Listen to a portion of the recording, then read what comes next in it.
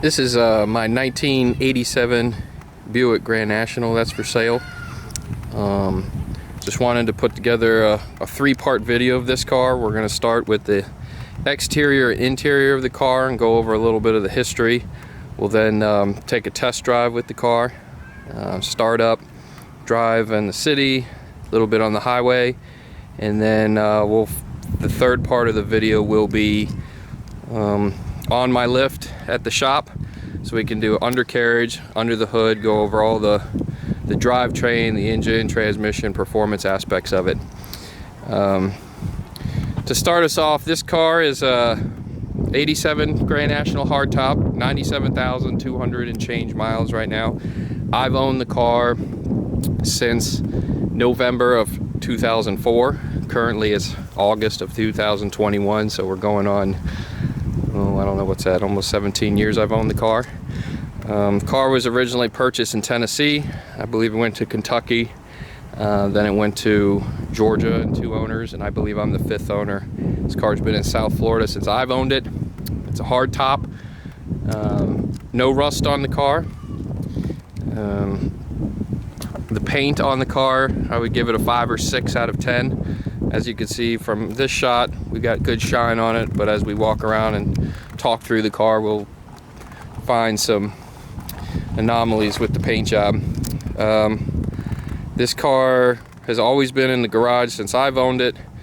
It did sit at my old shop for about a year while we were building the 4.1 for it, and in that time, unfortunately, I did not cover it, and we had some blemishes happen to the paint. From what I can tell, mainly this car is the factory paint job. I have painted the front clip and the bumper fillers front and rear over the years. I couldn't tell you exactly when. It's been quite some time. I would say probably 10 plus years ago.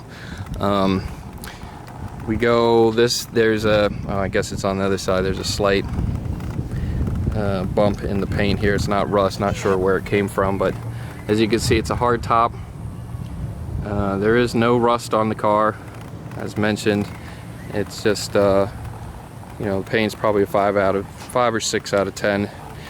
This is probably the worst ding in the paint. This is the driver's side of the trunk lid. A Stiffany fell on it many years ago and put 2 dents in the trunk lid, as well as 1 small one here in the quarter panel.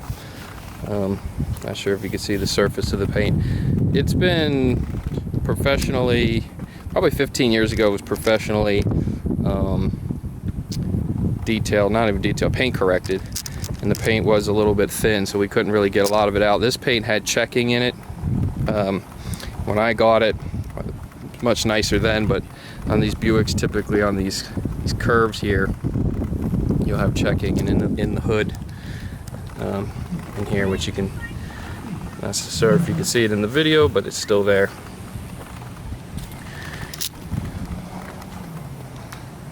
The original trim, as you can see on the door, at least the way I got the car, I believe that is the way it's from the factory. You can see some discoloration in the paint, not discoloration, but more so the it's a little faded or flat colored. There was a car on my left, this car was sitting under it, and something dripped on it. I believe it was brake fluid and discolored that paint. Original wheels, as you can see. Like I mentioned, the bumper fillers were replaced with fiberglass. The original ones, or the ones that were on the car, I believe were factory style that had rotted out, and those were painted and reinstalled on the car. Taillights are original, badging is original. And this wing fades more aggressively than the sheet metal does.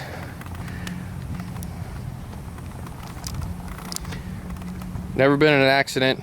I've been through this car like a fine-tooth comb. No signs of any kind of accident. Nothing in the history of the car having an accident.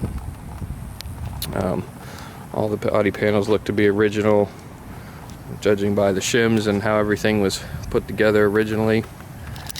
The molding, if this car was to be painted, the molding probably needs to be replaced. You can see where some of this, I think that's an outside drip edge. It's cracking and falling apart here.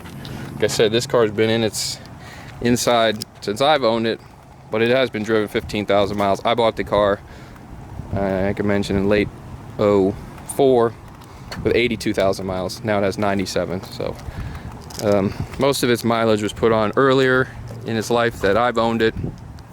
To be quite clear, this car has been driven on the street and street raced and brought to the drag strip many times. I did not daily drive the car. I did not drive it to work all that often, but in my younger years, this car definitely has seen its fair share of street racing, which was quite fun. It's been to the drag strip, several drag strips in Florida over its life. Last time it has been raced was in 2016. There will be a video on YouTube that I'll share in the link below this video, where its best pass ever. It's gone 1036 at 129. And we'll go over all the details of the drivetrain and the engine, transmission, and a little bit of history there once we're back at the shop on the lift. But back on the exterior here, you can see some of the paint's coming off the molding here above the passenger side wheel well. Wheels are original. Wheels are in good shape, maybe a 7.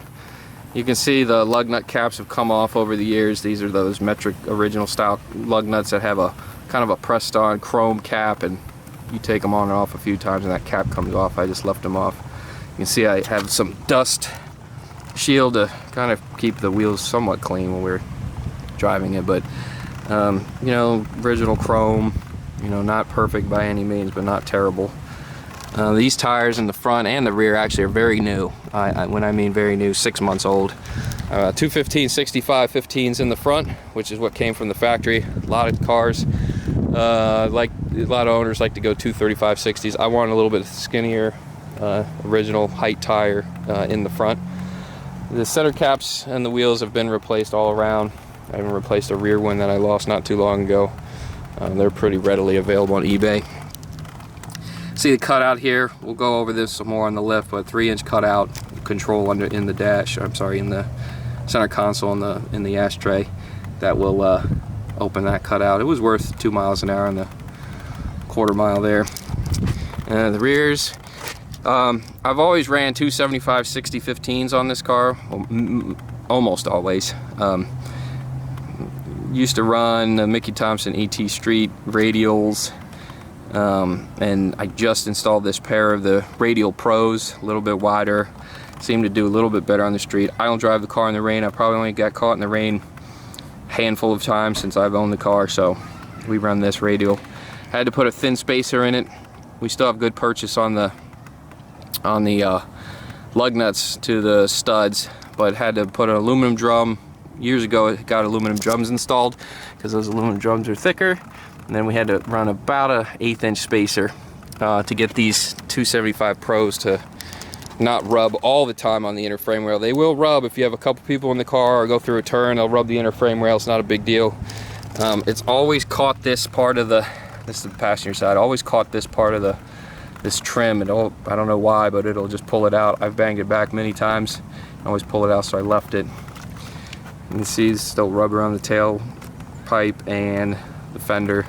Years ago I used to always try to clean the rubber. It was kind of rough on the paint to do it, so I kind of left it, and that's why you still see it there. I just wash up to this line there, so that's years of burnouts at the drag strip and on the street. We'll go through the interior shortly, but I want to show you the doors close, don't sag. That's the passenger door, doesn't get used nearly as much. Headlights are original glass, they weren't converted or anything. These buckets, I don't think I've ever replaced. They're original, a little faded. Grill I've never messed with. And you can see the intercooler in there, we'll go over that later, front mount intercooler. No front license plate. Marker lights and all that I've never really replaced. Like I said, this header panel has been replaced. It's never been broken. Some people say you push on it too hard, it'll break. It wasn't broken. It was just rock chipped a bunch when I bought the car, and we had that painted, like I said, probably 10 plus years ago. bumperettes or these bumper savers or whatever they're called are in okay shape. They're kind of got some bumps and bruises on them. This, if you can see it in the video, is probably the worst part of the car, this front fender here, as far as paint condition goes. We'll open up and close the driver door. I'm not pushing it hard.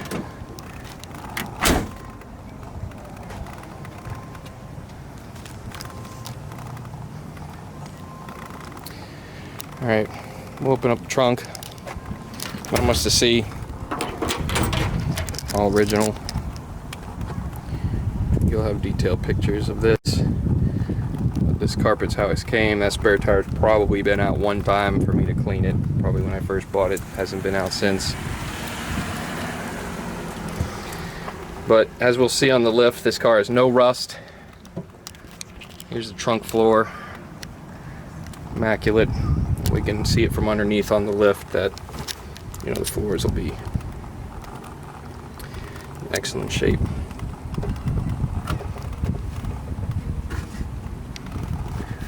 This car has never had a cage in it. Always been on pump gas.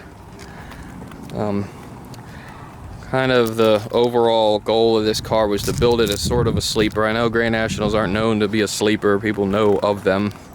But being that it runs low tens, at least at the drag strip, it's not much other than maybe the rear tires to show that it has the power that it does. But you can see the trunk lid.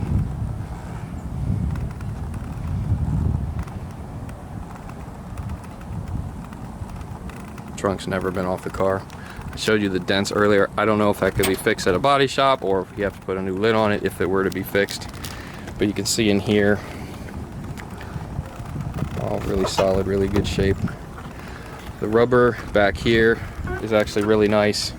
No leaks in the trunk from when I wash it. This one won't leak. I've seen other G bodies where they'll leak down in the floor of the trunk, but this one won't. The original jack instructions and the original RPO codes. As I said, this car is a hardtop 87. Not many options in this car. Doesn't have power front seat. Has air conditioning. We'll go through some more of that in the interior. Years ago I bought a license plate hold. Makes it a little bit easier to fuel up. Always had a lockable cap. Original fuel tank. We'll go over that later.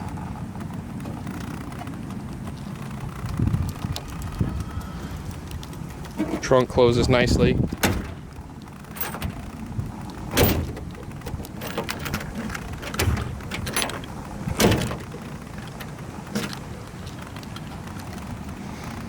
All right, moving on to the interior.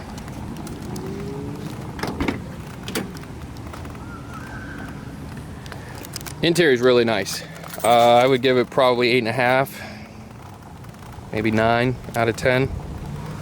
It's always been nice. Never had any upholstery work done, you know, anything like that. I've always had a towel on the driver's seat, as I'm, you know, 90% of this car was driven. It was just with me in it. I had clear mats over these mats. These mats somebody else put in it. They're not original, but some, you know, one of the previous owners had these nice Grand National mats. Carpet, really nice shape.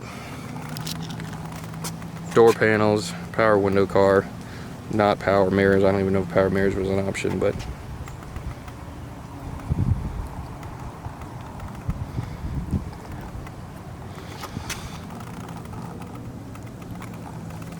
you saw the doors close earlier. They close nicely. Power windows, power motors work. I'll bet slow, but they are all slow. I've never had these door panels off, both either passenger or driver. The tint was on this car when I bought it. I've never went to take it off. It's not in the best of shape. It's not terrible. Kind of always left it. Door panel pulls are nice. Cushion here is nice. It's probably the worst part of the interior.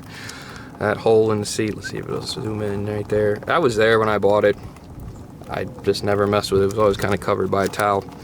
This bolster's a little flat. You can feel the padding kind of starting to go away. This is not bad here, actually. A lot of times these cars will get wore out here, but this one's nice shape. Steering wheel's pretty nice. Probably a 7 or 8 out of 10. I could probably clean it a little bit more. You see a little discoloration in the aluminum. That ring's been replaced. It was plastic was broken. I replaced it with a metal one. This lock on this guard, this column lock guard was on the car when I bought it. Never messed with it. You see the mileage there, 97,216. Fuel gauge works, tach works. The original turbo boost gauge does not work simply because I don't use the factory mass airflow. Manifold absolute pressure map sensor wiring, so that will not work. Speedometer works pretty well. Lights work, dimmer works. There is a crack in the dash here. You can see someone, I don't know if we can see it in camera here. There's a crack right here. Someone put an aftermarket speaker in it, and it's raised a little bit here. So a little crack, never really messed with it. Great spot. Not sure if this will pick it up on camera, but the other than that, the dashboard is pretty nice. Yeah, this will be a bad reflection. Sorry about the reflection, but it's nice. Here's more of that exterior sweep that needs to be replaced on the driver door. Door locks work, although the passenger side is a little sticky. Sometimes you have to open that with the key. Passenger seat's really nice. We'll plop in the back real quick.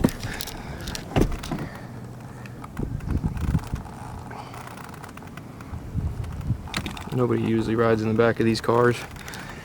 The back seat's, you know, almost a 10. No signs of sun in the back there. Just probably because of the tent, and since it's been inside. Carpet again in the back, really nice, not faded, nice deep black.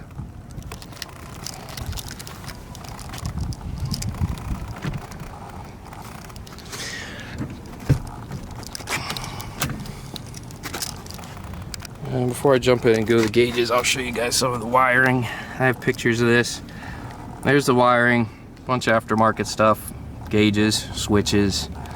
There's a switch panel under here. One of it actually will manually turn the fuel pump on. I don't know if you'll be able to hear it. This one's it. And this switch on the right actually will change my fuel pressure gauge between methanol pressure and fuel pressure. We'll go over that later at the shop, but it's zip tied, labeled, marine fuse box under there for all the aftermarket stuff. I probably have that trim panel under there somewhere. This car has many parts that go with it. Some at my shop, some in my house that I'll have to dig up. Whoever purchases the car can certainly have it. We went over stock gauges, all the idiot lights work. Original emblems there. We run a PLX wideband as the top gauge, although the readout in the middle no longer works. I have a spare gauge, I have not replaced it. I just know by, you know, how the car that will, the air fuel is with the different colors, the green, amber, and red. Fuel pressure in the center. Boost and vacuum on the bottom. Your classic Scan Master. Never really replaced the PLX gauge up here because, as you can see, I have wideband readout on we run Eric's turbo tweak chip on this car, so I can always look down at Scan Master if I want wideband. Although usually riding around town I will be on coolant. Factory air conditioning controls, factory radio. I believe someone had aftermarket radio and I replaced it with a factory one years ago. which works.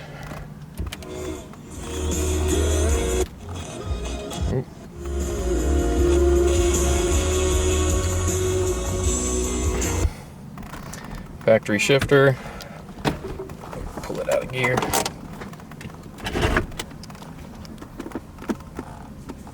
Oil pressure. Transmission temperature. This car will typically have, even in the heat of the day, I was driving it, it's August in South Florida now. The air conditioning on, we'll see coolant temps get 195, 200. I'll still see vent temps from the air conditioner in the mid to high 50s. Trans temp will get 195, 200 as well. I run transmission fluid through the radiator only, no external cooler. We'll go over that later. So trans temp will typically follow engine temp.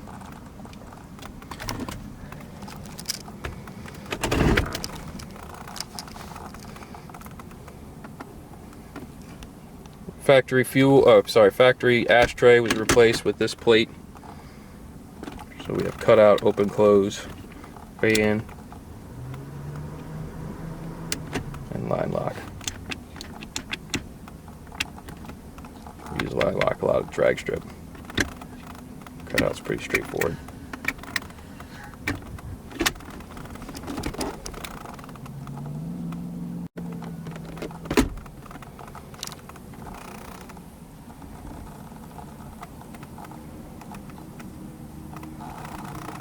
Horn works.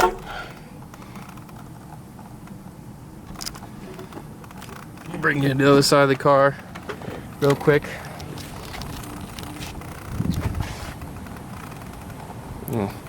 Get a shot at the headliner while we're here. I've never messed with it. It's not sagging, in good shape. This visor is starting to sag a little bit and it wants to fall sometimes. I'll show you the windows working.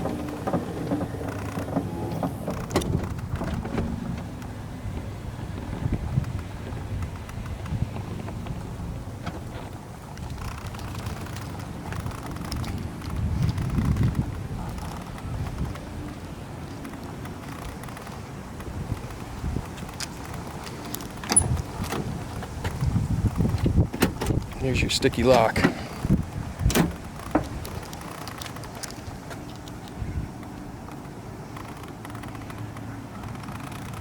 Really nice condition, seat belts are nice.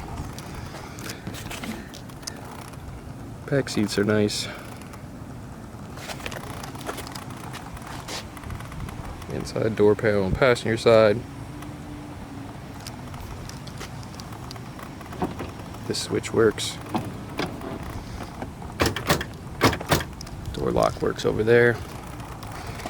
See a shot of the dash from here. Really nice shape. Back to the aftermarket stuff, those gauges. There were two gauges before I added the PLX. All that bracketry and whatnot can all be removed without permanent damage to the dash, right? So if someone were to want to, remove all that to make the car stock inside, this down here, this piece just kind of lays in this cubby in this console, and the bracket on the 3 gauges up top above the Scan Master kind of tucked behind the instrument cluster and is bolted to some factory bolting mounting locations there. Blower motor works well. When we drive it, I'll put the vent, the temperature gauge in the vents, show you the air conditioning working. Original 200 transmission, original case, I guess, to the car. It's been gone through a couple times. We'll go over that later. But shifter, no aftermarket shifters or no trans brake in this car. Like I said, you saw the line lock and the fan switch, but carpet over here is really nice. Factory PCM car, you don't see it, but it's behind this panel. Someone's put a hole in it before I got here. There's a hole right here for this, near this PCM panel, but carpet's really nice. All right, I'm gonna save under the hood until we are at the shop going over everything. I think this is gonna conclude the first part of this video with the exterior interior shots and some history of the car.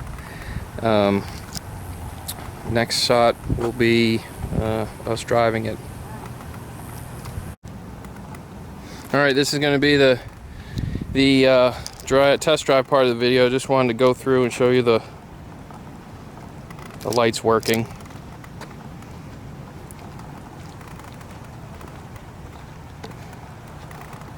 It's a little bright out here, but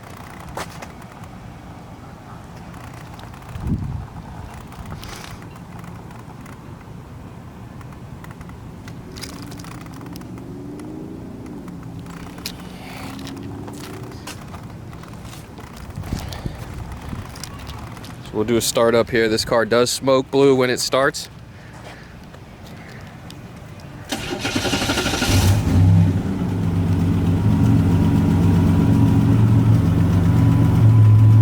I ported the heads.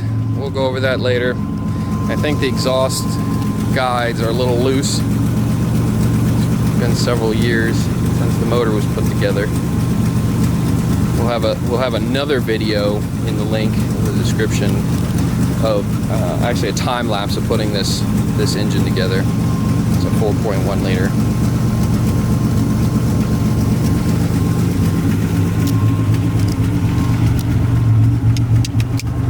Pop the hood one more time.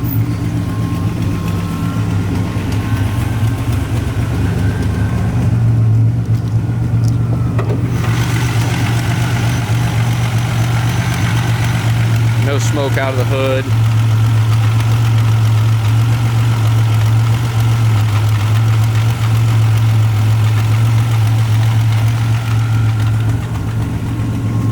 Turn the air conditioning on and get it going.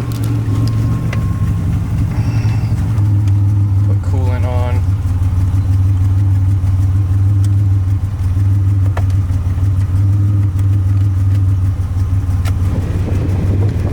So we're starting at 90 degrees or so.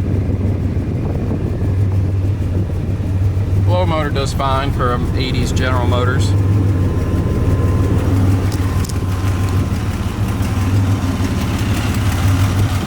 You can hear it idles fine.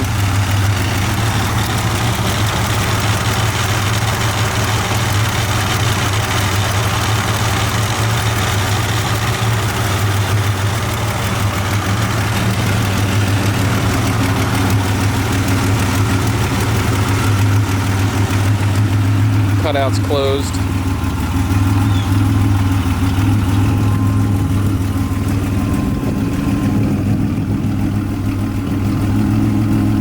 Super turbo mufflers, try to keep it quiet.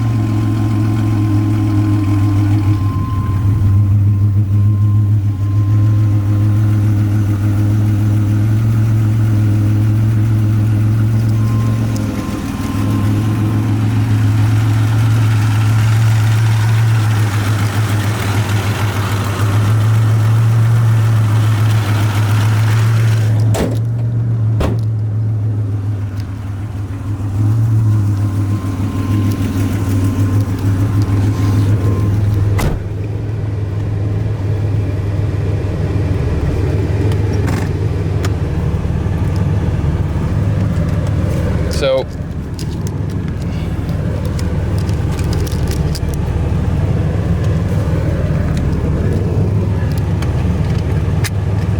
factory tack works.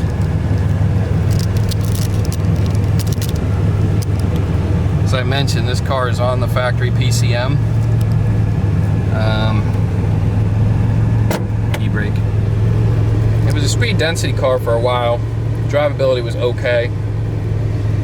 We ended up putting a mass airflow sensor back in it. It's a Eric's Turbo Tweak 6.1, which uses the mass airflow sensor and a narrowband oxygen sensor for closed loop fuel correction at partial throttle, idle, drivability, and whatnot, right? Driving around town.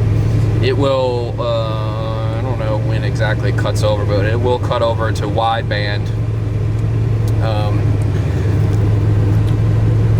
and do its fuel control through wideband when you're wide open throttle. I have power logger on my laptop and tune it that way, so it's still pretty antiquated. For Eric does a great job with the original ECU, but it's not like it's on a Holly or a Motec or something like that.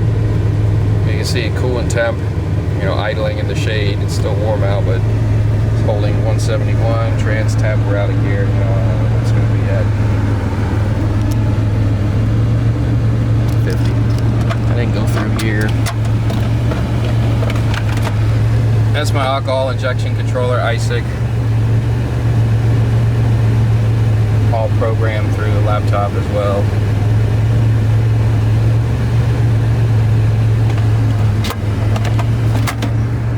I do have a laptop mount for the car. I've taken it out.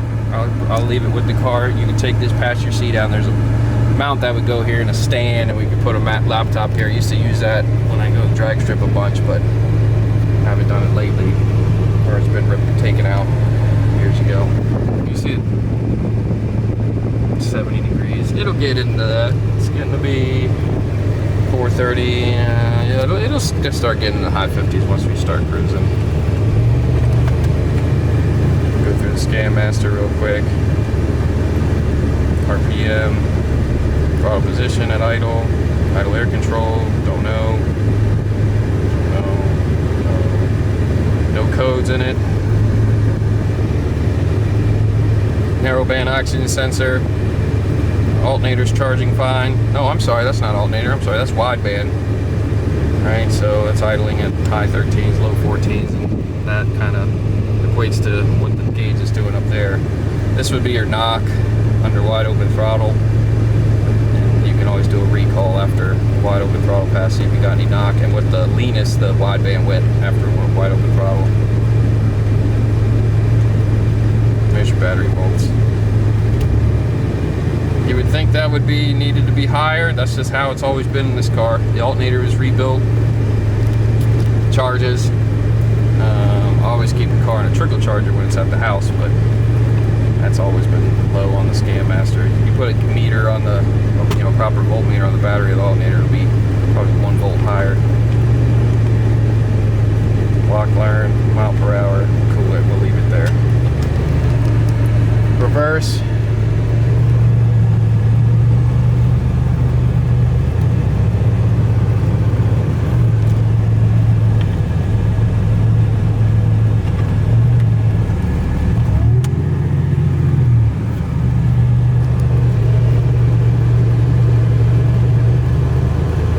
Car drives pretty well, always has. Remember the guy telling me when I bought it said, it was a tight driving car. I would agree. I'm gonna turn the air down in case it's loud. But here's some speed bump. Not a lot of rattles and creaks.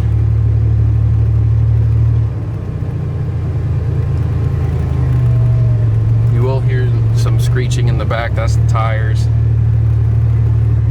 rubbing the the inside of the tire rubbing the outside of the frame rail. Speedometer needle bouncing. I've never lubricated it, but it'll bounce. It's pretty typical for the older stuff. Like I said, fuel gauge works. Tach, you can see, works.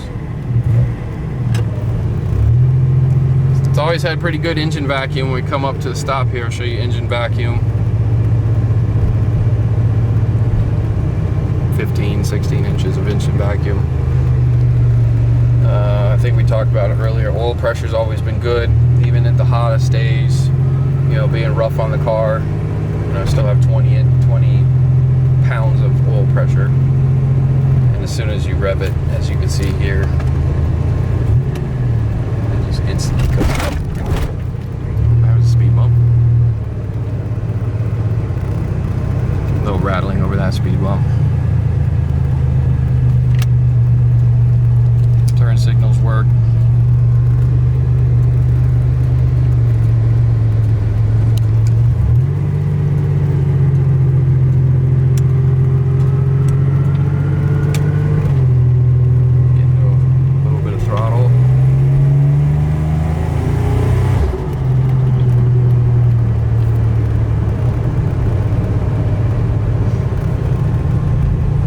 way the car is set up right now, you probably heard me before talk about methanol injection. I've had the car on methanol for quite some time. I did not buy it with methanol injection, but I added it, just single nozzle originally, and then went to a dual nozzle. But riding around town,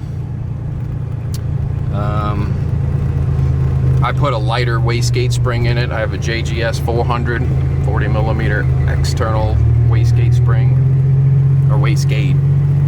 And, you know, on pump gas with the compression this engine has, can't really do much more than 15 pounds of boost. Now, 15 pounds of boost is what they were at the factory, but the turbo on this engine is much bigger. So it's just about where it is before we start getting into some knock. Never raced it that way. My guess is probably a high 11-second car, the quote-unquote street trim. I've had it on methanol on the street plenty of times. It's fine. It runs and runs well, but haven't had methanol in it in years. I mean, all the pump and everything's in place, but so when we step on it here, you'll see we will only be at a certain amount of boost. But coolant temp's coming up 185, trans temp, as you can see, 170.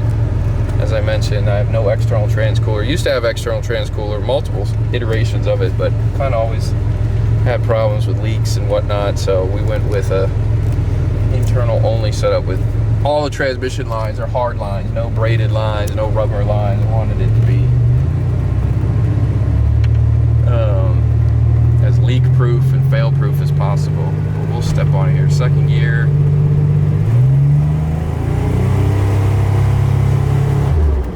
About 11 pounds of boost. It's warm out.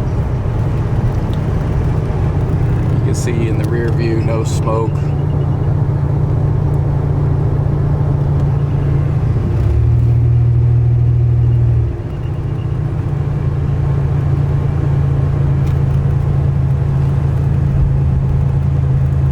An hour, nice and smooth, no shakes or anything. Oh, tilt wheel.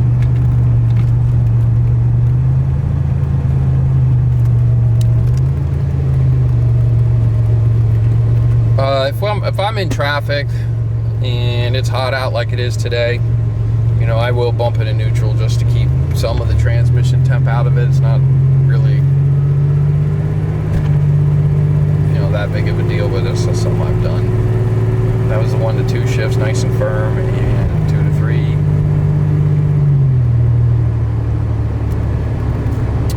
This torque converter is not a lockup. It's a PTC 9.5 inch non-lockup. But I would venture to say it's at cruise, at highway speeds, it's within 200 RPM of a lockup.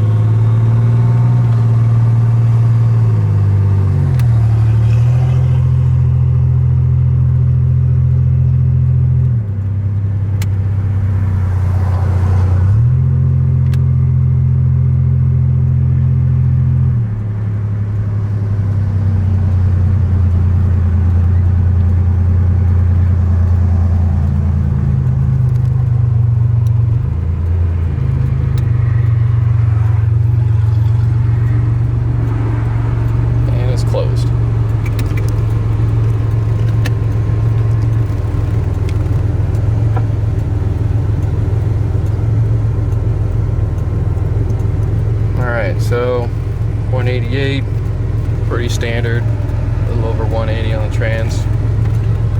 After we make this turn, we'll step on it one more time.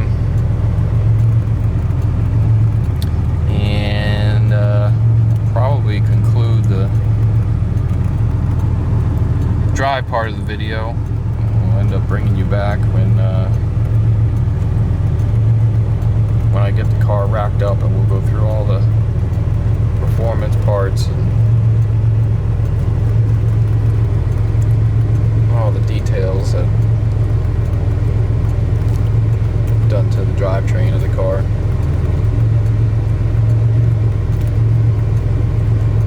While we're waiting for this light, you know, it's could it be a daily driver? I guess you could drive it every day. I don't think I would want to. There's no reason you couldn't, although maybe the drag radials in the rain would not be fun. I never wanted it to be a daily driver. I always wanted it to be something that, like I said, we'd have fun on the street with, or go to the drag strip. I used to drive it to the drag strip most of the times, and then it seemed like every time I drive it to the drag strip, it would break. I'd have to go call a tow truck or get someone to bring me my trailer, and then when I would trailer it to the drag strip, it seemed to run fine. So go figure.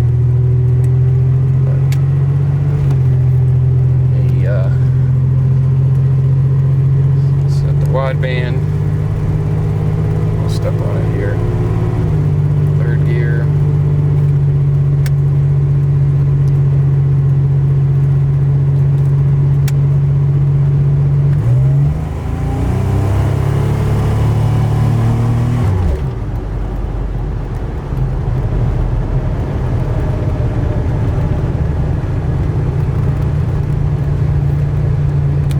With it being a low boost like that, it's not going to spin. You could probably load the converter from a stop on the street and it probably wouldn't even spin with these tires. Let's check. Oh, got a little bit of knock, a little lean.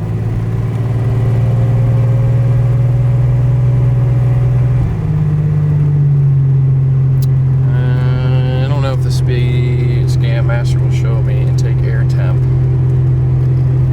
Nope, that's integer.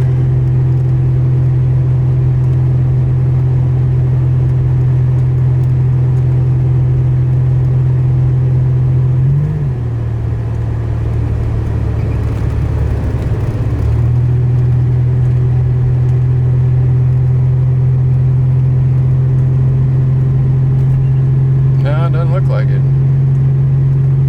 Could have sworn we used to have intake air temp, but let's see where coolant is. Oh, past it.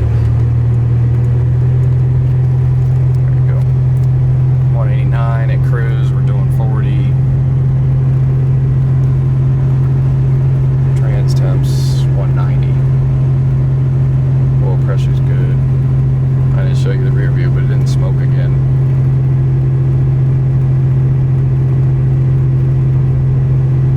Alright, before we sign off, let's see what this, getting later in the day, 50-degree vent temp. So, that's it for the ride along. Cruise, we'll bring you back shortly. Alright, third part of the video, probably, at least for me, the most exciting part is what's under the hood. So, this is a 4.1 liter non-stage block, so it's a production block. Early 80s, you know, whatever they put them in, Cadillacs, Buicks. Took 3 blocks to find this one because I'm running a 4-inch bore to run a small block Chevrolet piston, and the 2 blocks I got beforehand were had core shift, so when we went to bore them out to 4 inches, we didn't want to get close to the cooling jacket. I don't know how long ago that was. I'm gonna think 2015-ish. That motor's been in the car. Maybe a few thousand street miles, maybe 20 licks at the drag strip.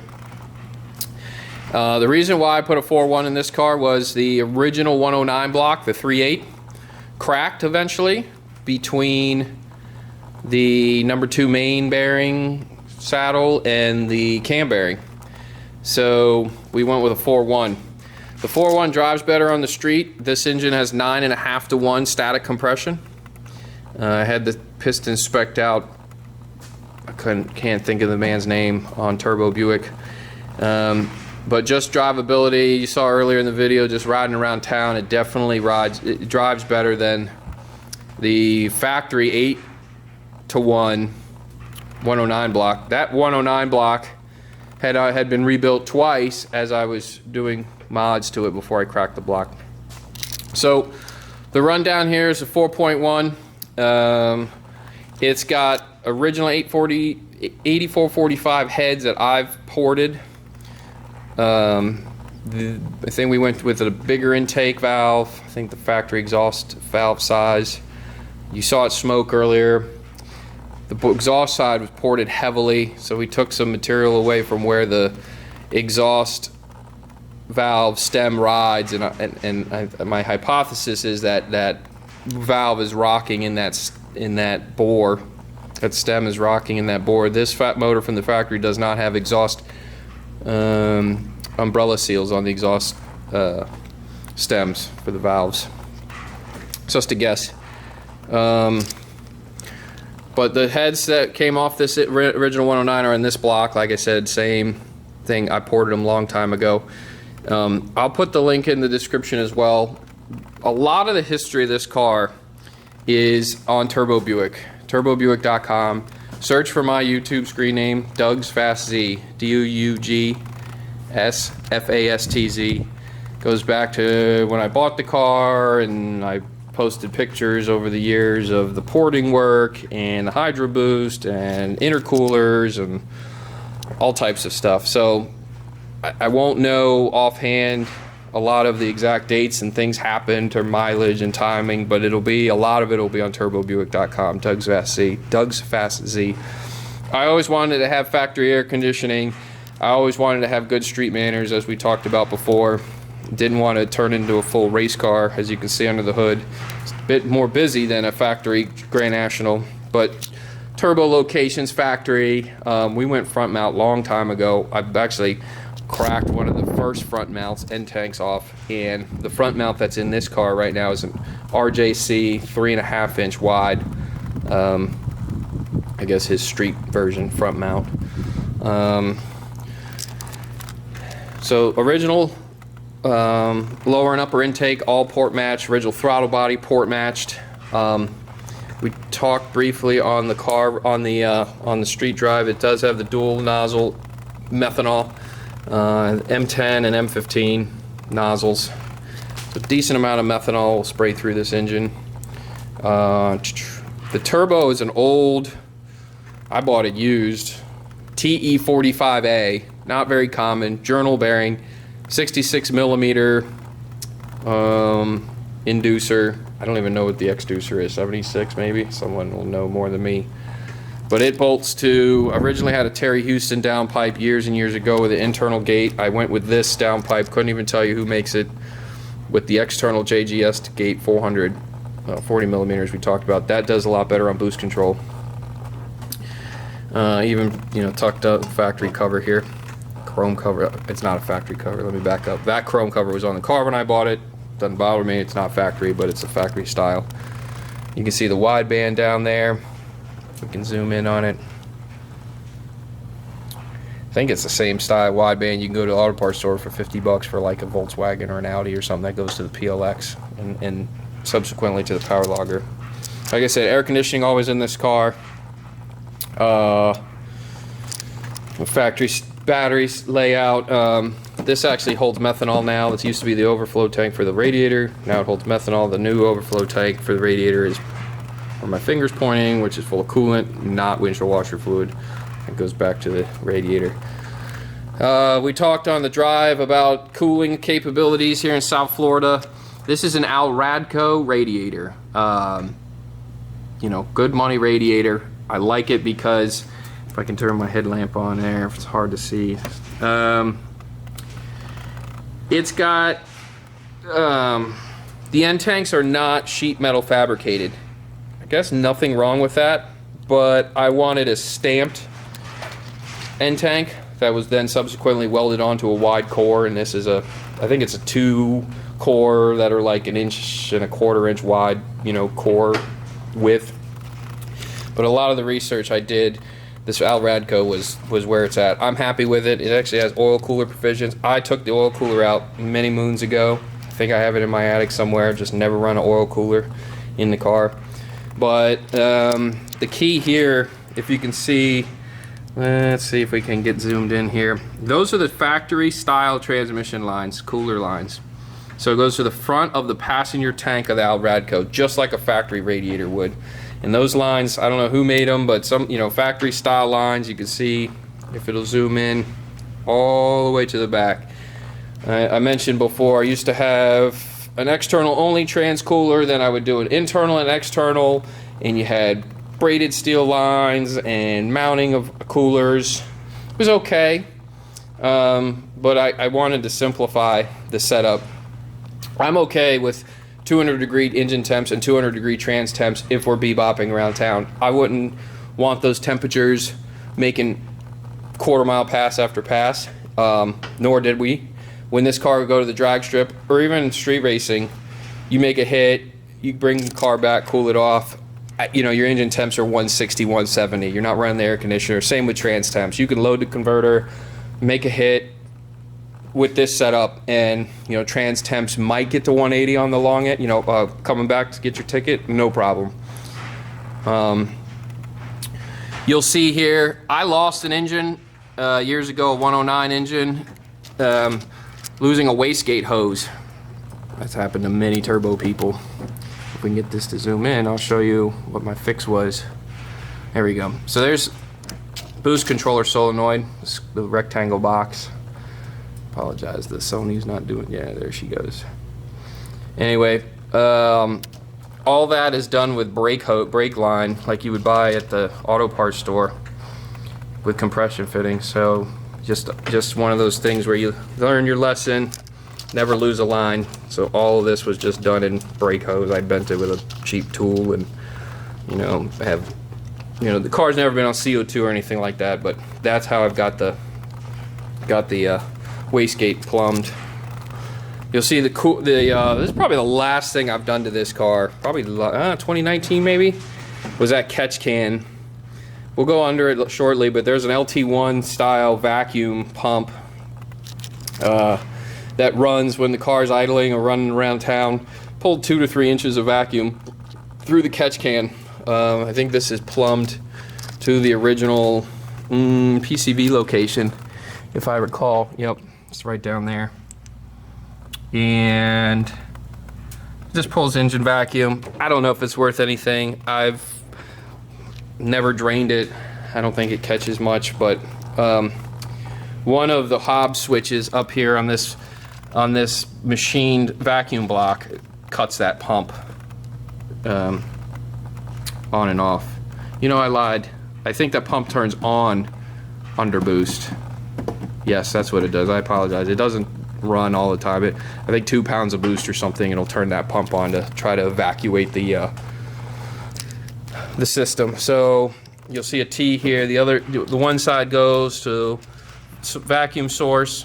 There's the Hobbs switch right there, and the other side goes to the passenger side original valve cover. PCV valve on there, and then the pump's down there.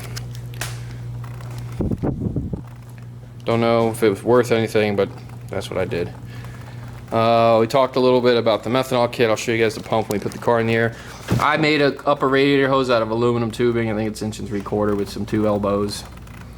Clean up the factory hose there. You can see the RJC up pipe with the methanol sprayers.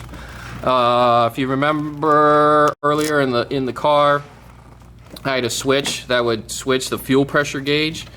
So normally I ride around town with the fuel pressure gauge on a, you know, watching fuel pressure, and this is the sender for it. I apologize, the camera is not doing too well. And then here's the methanol side, so I just wired the switch to where it just switches the signal to the gauge. So what I would do at the drag strip would, I'd probably make a lick, watch fuel pressure, and if it looked all good, then I would switch it, and the rest of the passes, I would just, in the corner of my eye, make sure that gauge swings past 100 PSI. I don't know what the methanol pump pressure is. It's north of 100 PSI, but that's how I would just make sure that we were spraying methanol.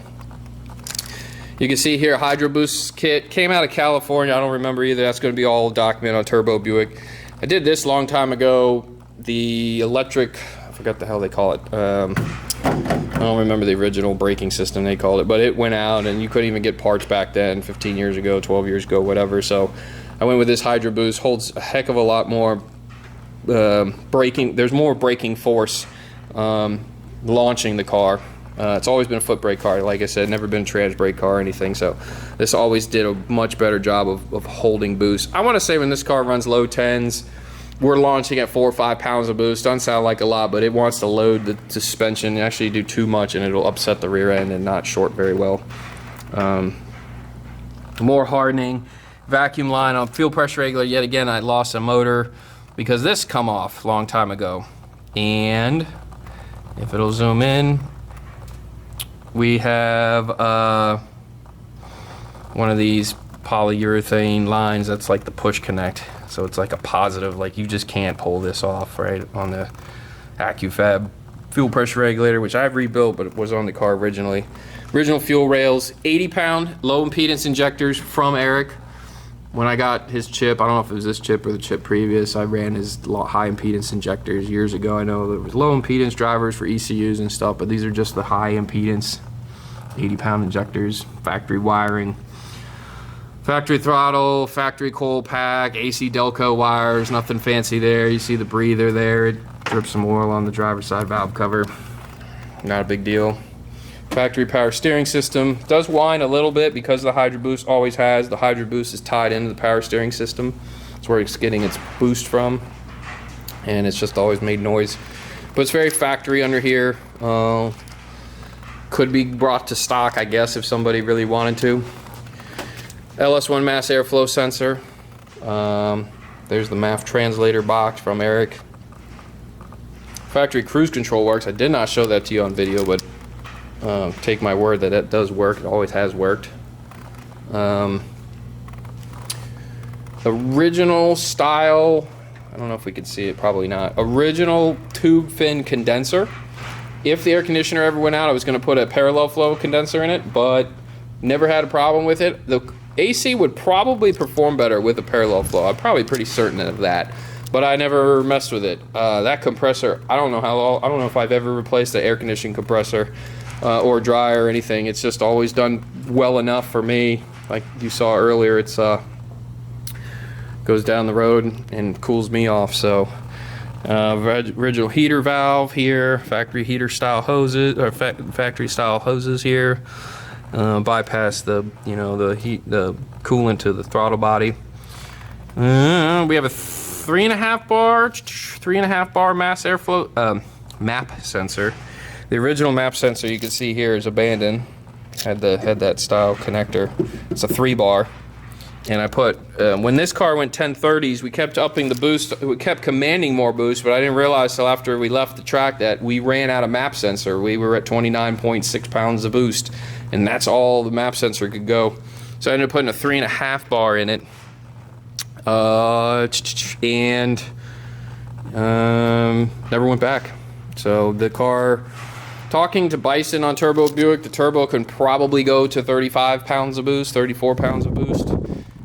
Given this combination before it runs out of breath. I never pushed it. I kind of had goals to go 9s with the car.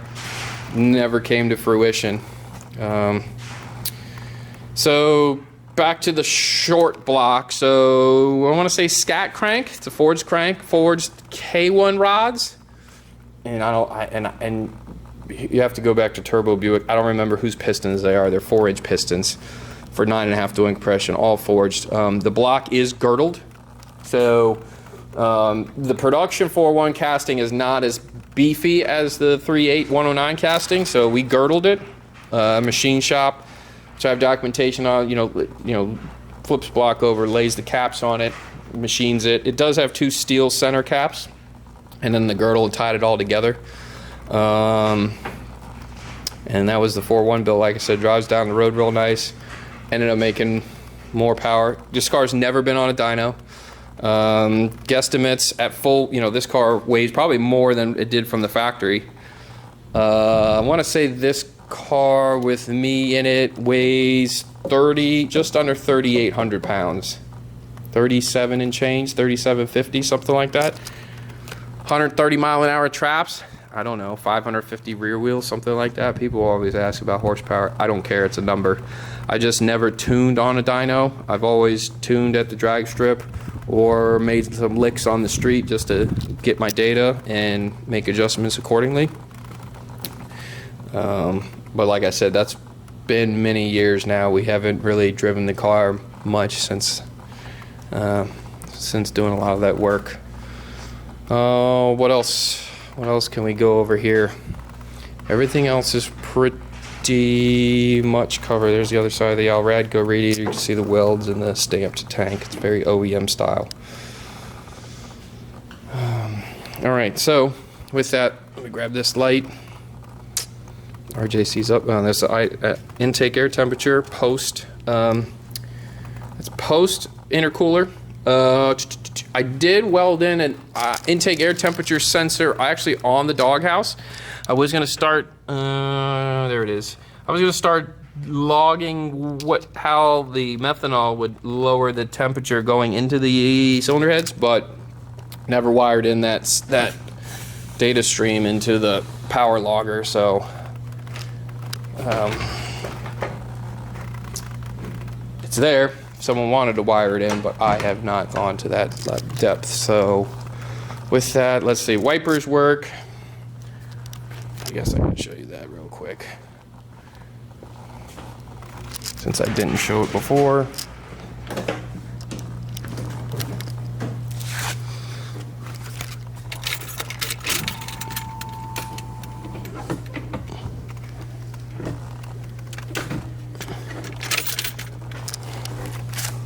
Don't know if the sprayers work.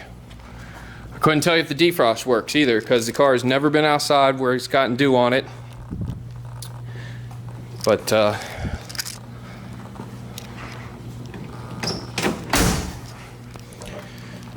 excuse the noise here for a second.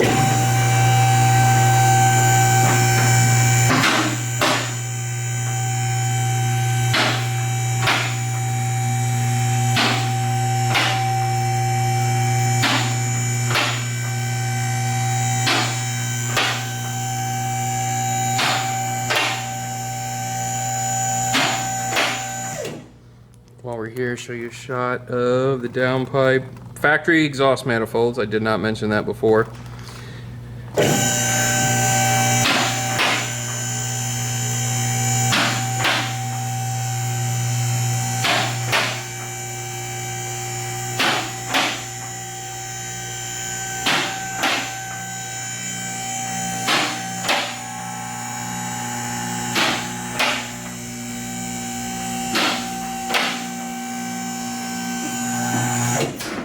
Alright, let me get my light. So, this video you're seeing is literally taken right after we did the exterior shot and the drive. So this isn't, you know, gone through and cleaned and all that stuff, but you can see this front mount. Let's see if we can see the intercooler. There you go, about 3.5 inches wide right here. I painted the front black to blend in. You can see the pictures from before, so it didn't look the part, although if you have a good eye will see it, the pipes and all that. And here's that vacuum pump. So she leaks coolant, she leaks oil, she leaks rear end fluid. She does not leak refrigerant, she does not leak transmission fluid. It's just the girdle's always been something I'm fighting. You can see the girdle there. You see my orange RTV over the years trying to keep the front cover from leaking. See, it's wet. The turbo drain leaks. I have fought that leak for many years, and it's just always leaked. So when this car sits, you can see right here, it'll drip some oil on the ground, and it's not, you know, a quart, but it's a good amount. And the coolant leak, you can see there, it has a crack on the passenger side exterior of the block. I don't know if y'all are going to be able to see it. I will have pictures of it, but near the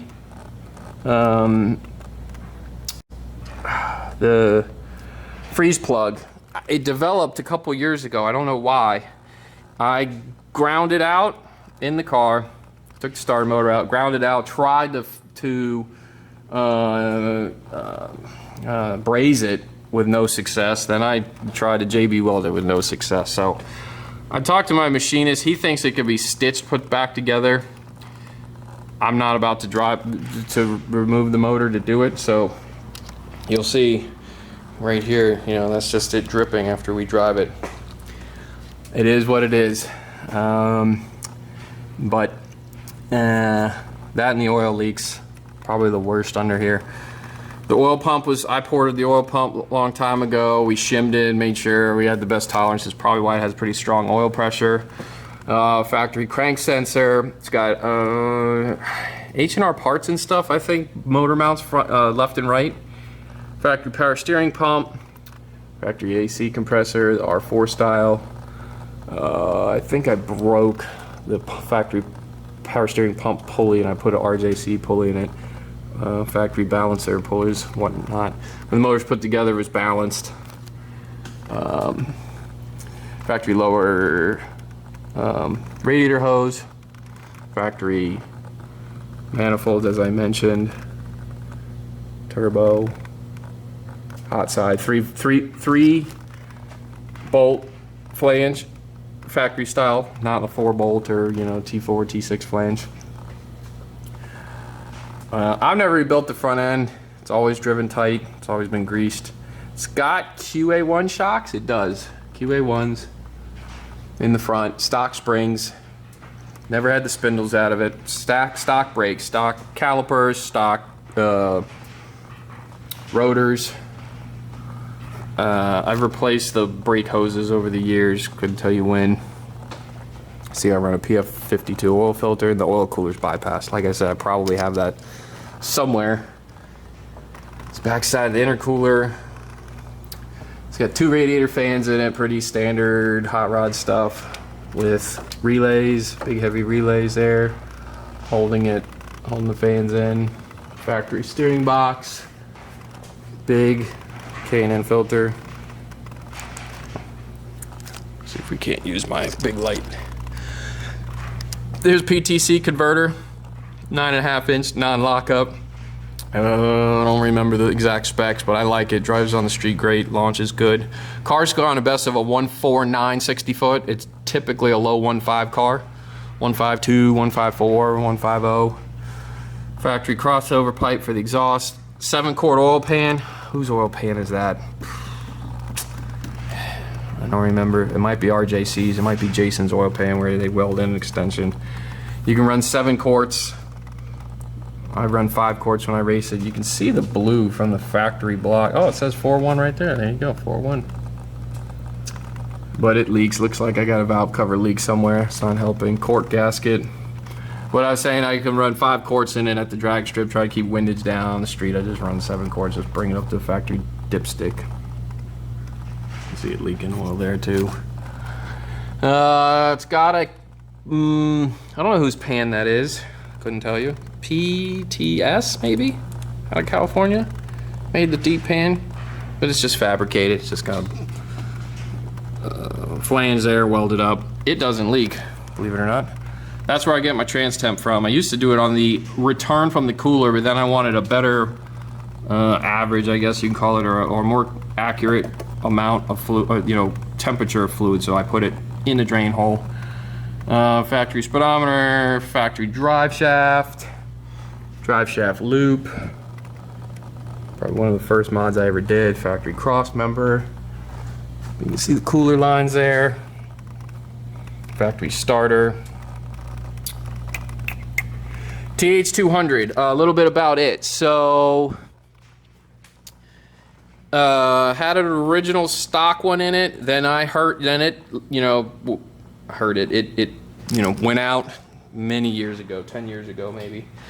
Lonnie at Extreme Automatics rebuilt it as a stage 2, no trans brake, but all the hot rod parts in it. It still has factory valve body. I ended up getting good at rebuilding automatic transmissions myself. I freshened this one up after I lost the second gear band. Right around the time, I think right before I did the 4.1, I rebuilt the 200. So it's been rebuilt twice in those 15,000 miles. But like I said, we used to horse around with it a lot. So it's fine now. It shifts great still. You can put a lot, you put temperature in it like we did early, 200 degrees, still shifts fine. I just run normal Dex Merc fluid, nothing, no Dex 6 or anything. But I really like it. I always liked having the original automatic overdrive, no lockup. Years ago, I tried 911 lockups, and under stock heads and stock turbo style setups was fine. But when we started making this kind of power, it just made sense to do a non-lockup. There's the cutout. QTP makes the cutout. I actually remember that. It's right up there. And wired up through the floor. This, let me move my light. That's an ATR catback. So ATR's flange from behind the cutout and splits into 2. I used to run just cherry bombs, just the small, Dynamax bullet style mufflers. I ripped those out and put these super turbos in it. Probably hurt some horsepower going through mufflers, but I wanted to quiet down some. But if I get low here, let me get my stool. You can see, as we talked about with the floor pans, no rust at all. Just, I took pictures under the door. Doors are closed now, but no rust on the doors, original frame rails. I never put body mounts in it. Let's see if we can show you a body mount. Where is the body mount? You're not gonna be able to see that one. Maybe one in the rear. There's a good shot of the body mount. There we go. Always really nice shape. I looked at them years ago and never needed to put any body mounts in it. Probably why it goes down the road pretty nice. Factory shifter linkage style. There's the line lock wired in here. There's the line lock solenoid. Original proportioning valve. Original fuel lines to the 80-pound injectors. Original drive shaft. That ATR splits to these super turbos, so that's why you see kind of a hodgepodge of my exhaust guide to kind of make the old ATR tips work by putting these little jogs in it. New joints were replaced many moons ago. Rear end does leak. You can see it's wet up there.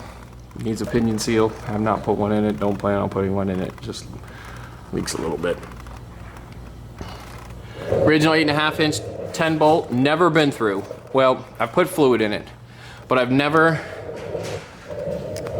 messed with the gears, never messed with the axles. It is factory. Never had issues with it, so just never ran the front sway bar. I have some Monroe Centratrack rear shocks. Never put hot rod rear shocks in it. Like I said, rear end stock, aluminum drums in the rear. 2 fuel pumps in the tank. Forgot whose hat it was, but it was a hat that you could put 2 fuel pumps in, and one runs all the time, and then under a certain amount of boost, I think 4 or 5 pounds of boost, the second pump comes on. And the way it's wired is I can actually reverse the pump. So let's say one pump fails, I can just revert this, take a fuse out, or move, do some wiring under the hood and actually reverse the pumps. I did it twice so far as I've driven the car, just to put more load on one pump than another. Factory fuel tank, literally original to the car. When I did the work years ago, it was fine inside and clean. So you'll see like a factory fuel filter as well. It's been replaced not too long ago. Factory fuel lines. So yeah, rear drums, organic shoes. See no rust on the car. There's that rubber. I think that's gonna about cover it. Does not smell like fuel. It really goes over everything. I'm probably missing some things. If anyone has any questions or whatnot, certainly comment. Factory lower control arms. So I think that's gonna wrap up this video. Oh, real quick, paint coming off on this rocker panel. See, the door's fine. This rocker, that I've seen on many Buicks, it's got this texture on it. The paint just comes off. I don't know why. It comes all the way down. All the way down to here, this area. That's why I want to say that this is factory paint. But anyway, so if you made it this far through the video, thank you for watching. 87 Buick Grand National, 97,000 miles, 4.1 liter. TE45A, 66 millimeter turbo, TH200 R4 transmission, factory rear, 342 gears, hard top, nice interior, okay paint, goes down the road nice, air conditioning works, drip some fluids. Thanks, and have a good one.